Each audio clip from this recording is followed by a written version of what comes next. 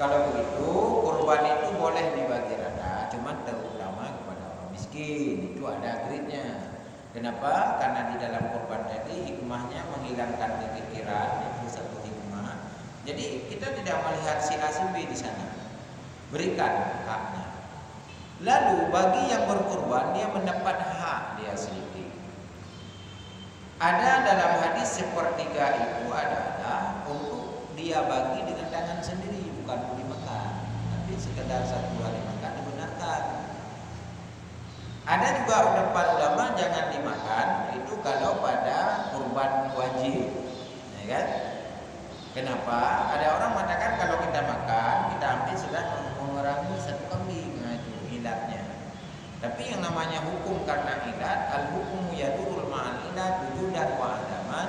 Hukum berdasarkan ilat ya beda ilat, beda hukum nantinya. Nah, bagaimana sikap hukum kalau begitu kita ragu-ragu? Ya jangan lakukan. Karena yang kewajiban jangan mengurangi hak kan. Kalau kita ambil kan tidak saling sampai satu kambing. Karena satu kambing kan sedang kita berikan kepada pihak yang lain. Nah, adapun ketika di dalam bowl karena itu mau kambing dibaginya, ya tahulah ini ada masalah. Karena dia mendapat hak sisi warganya. Dia kan dapat hak orang lain tadi. Kurban itu tidak ada kategori mesti si miskin kan tidak. Semua dapat. Nah, selekatnya diberikan hak orang lain. Bahkan menyatakan dalam hukum dekat urung boh dekat urung yang terima dekat. Bahkan yang gemeh kena tabah pang ya. Karena kalau kita dari bawah pang kan. Urung boh dekat urung terima dekat kan. Ini kan logikanya. Dia yang memberi zakat, tapi dia yang menerima zakat kan. Yang gemeh belasah tahu terima. Tunggu. Terima dulu. Ini kan tahu bagi. Tunggu bagi je. Yang ke tahu bagi. Bagi juga nak kata. Ya kan? Kau urung boh yang berlepas kan. Pertanyaan mana? Urung kagak saya nyanyi baju. Itu lah persoalan. Jaga boh jaga jauh kan.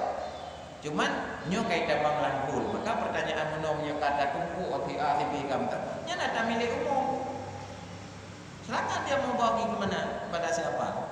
Itulah namanya hak panitia amil dalam zakat melihat siapa yang lebih layak. Jadi kalau begitu sekadar makan dibenarkan. Maksudnya mengerti kata jut tajam pujuk kami. Jut. Karena yang menerima itu bukan lagi dilihat adalah grade kuantitatifnya, kekuatan mutunya. Yang penting bagaimana syiar itu bisa jalan. Maka hari ini kan timbul konflik di dalam pembagian zakat. Icok beriado kan timbul konflik. Hai pernah ada berenggat dengan berenggat. Nah, betul kan pertanyaan. Bukan. Yang terima jaket yang paju jaket kan tahu. Fakir miskin Kan fakir miskin. yang semua. Fakir miskin hana yang gerik boleh ramah ya. Boleh merah je paju. Kamu yang bukan ada masalah ya. Kan tak jauh orang kaya. Yang orang kaya hanya boleh ramah hanya jemput ya. Jadi yang terima orang gantian kan. Ada komplainnya. Cuman banyak tajuk dah bagi-bagi itu justru timbul kesenjangan. Bahkan ada imam menyanyi kejuk boleh ramah. Bahkan imam dia kejuk boleh merah. Nah dia imam. Timbul konflik barulah.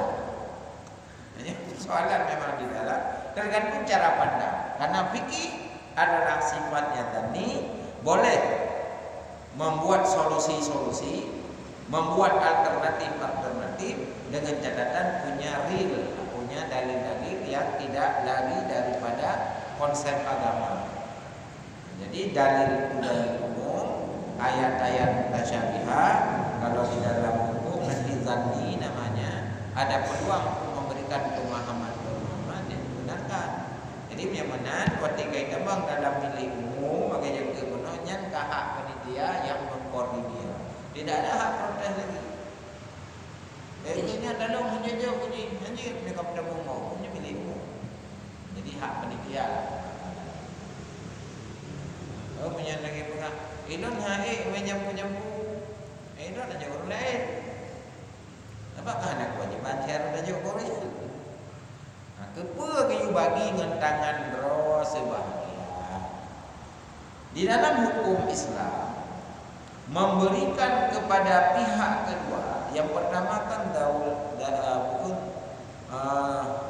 arham, zu silaturahmi, yanto wale. Kan terjadi interaksi sosial. Jadi nyambung nanya, oh pamandung nang guru kan. Pamandung kena peduli gedung apa lu ingat gedung ya. Nah, jadi keakraban keluarga itu terjadi. Makanya yang pertama diberikan zakat kalau memang asnafnya fakir miskin ada. Dari miskin sekian, siapa miskin yang paling layak? Yang dekat dengan dia. Dekat mana? Pertama darah. Nah, kayaknya apa nih dekat darah dia udah sampai rumah. Keluarga anak udah sampai rumah. Gampang, itulah dekat. Kenapa? Bila terjadi sesuatu orang inilah yang cepat kan berinteraksi, melakukan segala hal sosial kan orang ini. Kan ada apa di Jakarta milioner kan ni. Kan aku kerja kan Pak Guru kan. Kada lupa mana oleh orang kampung ke pegampang madu kan ni. Baru pura kedua kan. Nah, jadi memang hak jiran, hak yang dekat-dekat itu harus diutamakan. Bukan berarti harus kewajiban, tapi diutamakan.